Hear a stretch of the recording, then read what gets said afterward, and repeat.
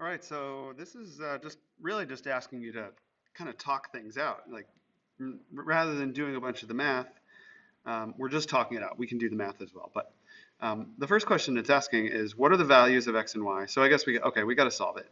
Um, but really what it wants, this problem wants, is for us to be using our words, explaining what our thinking is.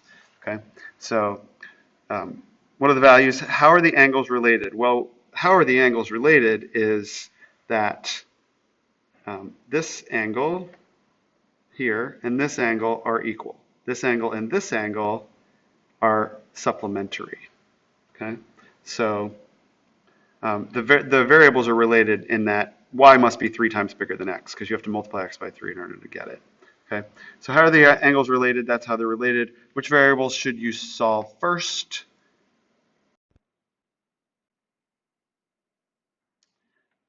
Well, if we set y equals 3x, um, that doesn't really help us because there's two variables. If we set 3y plus 3x equals 180, then we can get a system of equations using that equals that and that plus that equals 180, and we could solve it that way. And I'd be happy to show you what to do there to solve it that way.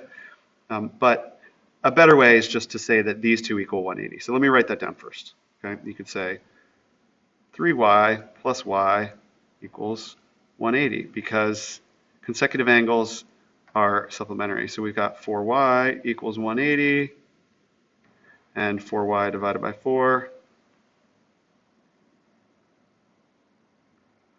equals 180 divided by 4. So we got 45. So y is equal to 45. Oops.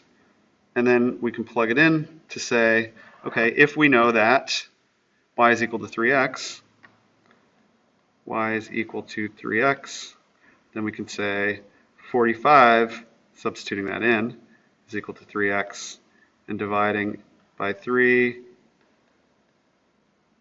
we get 15 is equal to x.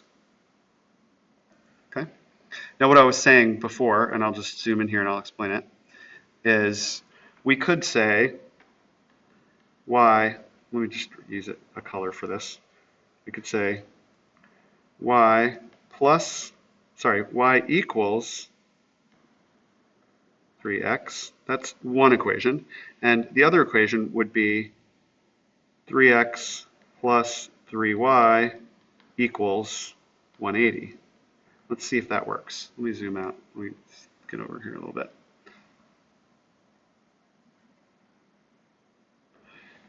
Equals 180. Now let's just see what happens. I don't know. Let's see what happens when we do this. We could do this. Interesting thing that we could do. Since this says 3x, we could actually just put that where 3x is. We could write, instead of 3x, we could say y, because 3x is equal to y, plus 3y equals 180. And then we have the equation that we had over there on the other side, and we could solve it like that. We could also say, we know what y is equal to, so we could say 3x plus 3 times, what's y equal to? It's equal to 3x, equals 180. And then 3x plus 9x equals 180. Sorry about the slop.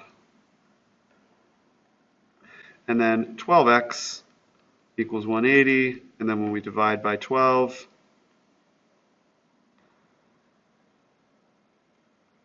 we get x equals 15. We could do it that way with a system of equations. But obviously, and I'm going to shrink this down just so you can see it again.